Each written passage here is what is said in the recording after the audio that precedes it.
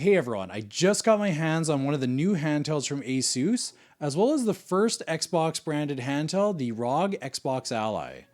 Now, I haven't got through all of my testing, but I wanted to share some of my early thoughts as I've had, just a few days with the device to try a few things out.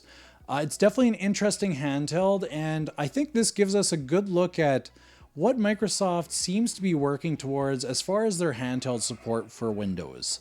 So without any further delay, let's dive into it. Before I move any further, just a really quick disclosure that ASUS did loan me this device. I have it for just 2 weeks to test out and review. ASUS doesn't have any input on this video, and they're going to be seeing the video at the same time as you. Entering the handheld scene in 2023, ASUS introduced us to the ROG Ally with two configurations. We had the lower powered Z1 and the high performance Z1 Extreme. Then in 2024, we got a small refresh called the ROG Ally X, which increased the battery size, improved the joysticks and D-pad, and gave us 24 gigabytes of RAM. Now in 2025, we have the next generation with two configurations once again that adopt the controllers and upgrades from the Ally X, but they have different processors and batteries. The first one, the ROG Xbox Ally, has the Z2A APU, which is what we're going to be looking at today, and the second configuration has the Z2 Extreme AI chip, and that one's called the ROG Xbox Ally X. I'll be taking a look at that one sometime in the near future. I'm not going to spend too much time on the unboxing, but what you get in the box is obviously your handheld. You have a 65 watt charger, you have your instruction manual and paperwork, and you also get this little stand so you can stand your device up if you want to display it on your TV shelf or just have it docked. And that's pretty much it. That's what you get in the box. Next up is just a quick overview of the specs. The full specs you can find on the screen here, but I just wanted to go over some of the few highlights. So the ROG Xbox Ally has the Z2A APU, which to my knowledge is actually quite similar to the chip that's in the Steam Deck. I think it's a similar one to the Steam Deck OLED, but with a little higher wattage running to it in turbo mode. We also have 16 gigabytes of RAM, a 512 gigabyte SSD. The screen is 7 inches, it's native landscape, and 120 Hz with VRR. We have a 60 watt hour battery and two USB-C ports, but they're both version 3.2, so unfortunately we're not going to get eGPU support. And lastly, this device is lighter than its counterpart. This one is 670 grams. Now comparing it further to the higher tier ROG Xbox Ally X, there are 4 or 5 significant changes that I'm going to quickly cover here. So the ROG Xbox Ally X has a larger 80 watt hour battery. It comes with 24 gigabytes of RAM. It also has the more powerful Z2 Extreme AI chip. There's also an inclusion of a USB 4 port, so we do get that eGPU support, which is pretty nice. As well, you can also purchase it with higher storage options directly from the store. All these specs are really just a means to an end for how well are your games going to play, how good are they going to look, how long can you play it, and what compatibility do we have for other features. Now, I haven't really dived too much into the performance just yet, but I did compare it very briefly with the Z1 Extreme ROG Ally, and from the early looks, it seems like the Z2A is just not able to keep up with the Z1 Extreme, at least in the few tests that I've tried so far. So far what I'm seeing with this base ROG Xbox Ally is that it fits somewhere in between or alongside the Steam Deck. I haven't determined that quite yet, but it also fits below the Z1 Extreme ROG Ally. So most likely, I think that after some tests, it's probably going to fall a little bit closer to the Steam Deck's level of performance. I'll be doing further testing for the full review. However, what it's looking like is that this base ROG Xbox Ally is probably better compared to other entry-level devices like the Z1 base Ally that came out in 2023, the Legion Go S with the Z2 Go chip, and of course the ever popular Steam Deck. My time is quite limited with this device, but hopefully I'm going to have a chance to do a little bit of comparison with some of those other devices before I have to return it. I have tried a few AAA games so far, and what I'm finding is that by default I end up targeting very similar settings to what I use when I'm playing on my Steam Deck. And what I mean by that, for those that maybe aren't familiar with that, is You're really going to want to play at lower graphic settings, lower resolution, and utilizing tools like FSR and frame generation is really what you're going to need to do to get a playable experience. To put it simply, the game will not look quite as refined or crisp as you would get with a more powerful device like the ROG Xbox Ally X. So if you're looking for top performance and getting the cleanest image, you may want to consider that device instead of this one. Performance may vary between the two new Xbox handhelds, but where they're very similar is actually in the ergonomics and the controllers. The only aspect about the ergonomics that is different is the weight, which really comes down to those different battery sizes. What I've got to say right up front is that this thing is actually pretty comfortable to hold. I was a little bit on the fence when I was seeing the initial leaks followed by the launch trailer, but now that I have it in hand, these handles, although they may look a little bit odd, definitely improve the feel of the device. The joysticks and D-pads have carried over from the Ally X, which still remains to be one of my favorite handhelds when it comes to the controllers. The joysticks have a nice textured cap with a balanced level of tension. The D-pad has a nice roll to it. As well, if you look closely, there's texture on there as well that stops your finger or thumb from slipping. The face buttons are very similar to the ROG Ally as well as an Xbox controller, so I have no complaints there.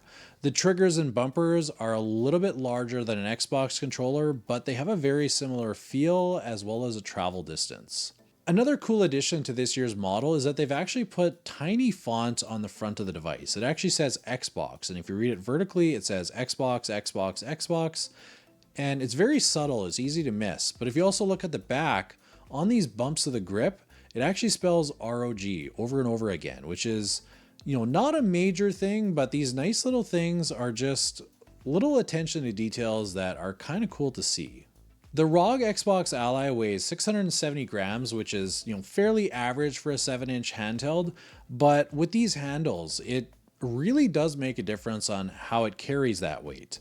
If you have balanced ergonomics and something really to grab onto on a handheld, I found that they tend to carry their weight quite well. So it doesn't really feel like it's that heavy, and in fact feels a little lighter than it actually is.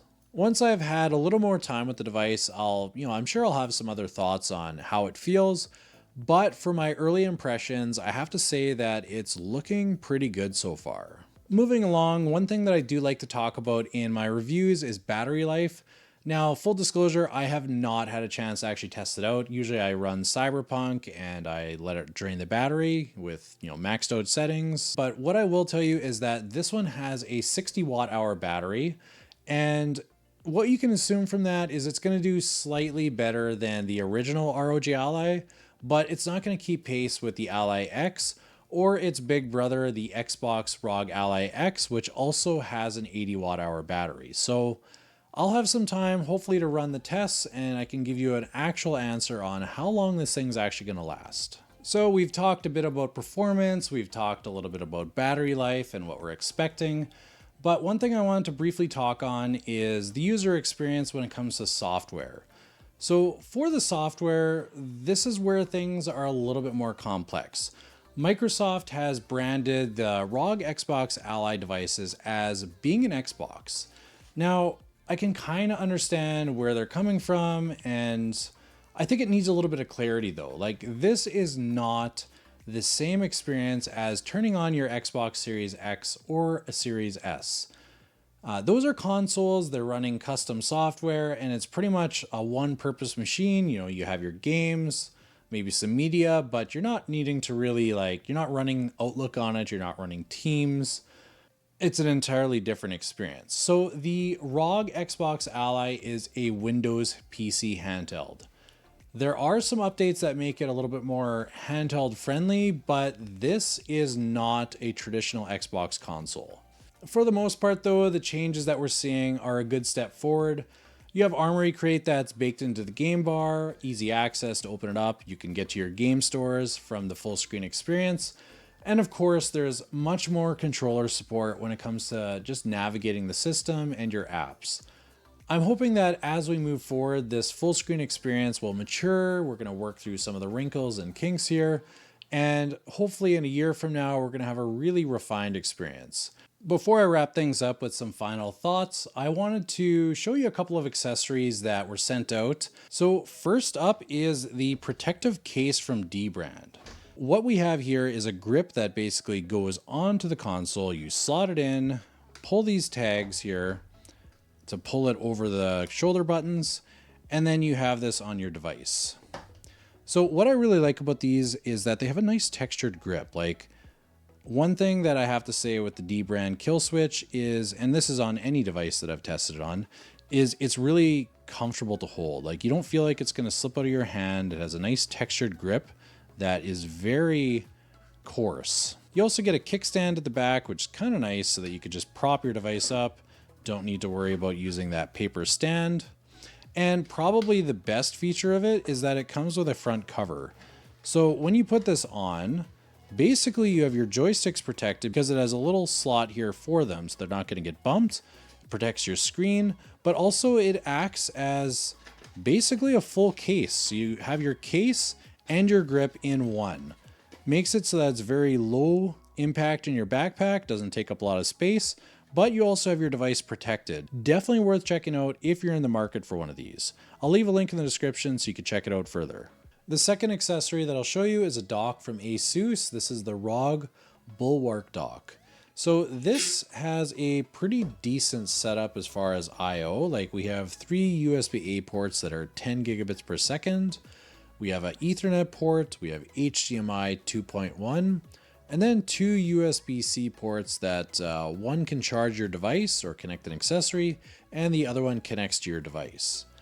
As far as the look of the dock, like, it looks pretty nice. Like, it's got kind of that, I don't know, I'll call it like a Z13 Flow look to it. You got the glass up here, and this raises up. Now, I'm not sure if this is just meant to be so you seat your device in there. I did try it, and it didn't feel the most stable, so perhaps that's not what it's meant for. But as far as your docking needs, this covers pretty much everything. You do have a headphone jack on the side here. And when you plug the dock into power, this Republic of Gamers logo here actually shines with RGB through. So that'll get you a few extra FPS on your games, as everybody knows. So if you're interested in this dock, check out the video description. I'll leave a link there for you. The ROG Xbox Ally is a device that it does a lot of things right, but it also has some big limitations. Now, if I compare it to the higher tiered ROG Xbox Ally X, its big brother, that device will have all the same comforts, the same amazing controls, but it's going to have a much more powerful APU. So the Z2 Extreme AI is definitely a step forward from the Z2A. If you're not too worried about the performance gap, and perhaps you're playing like indie games, you're okay with lower graphics settings, or perhaps, you have a game backlog that's, games that are a couple years old, you can get a lot of good mileage out of a device like this. So I do have the device for one more week, and in that week of testing, I should hopefully be able to develop my thoughts a little bit further. But hopefully this early impression review at least gives you a few things to consider and was helpful in learning just a little bit more about the white version of the Xbox ROG Ally. ROG Xbox Ally. I'm gonna get it right one of these times.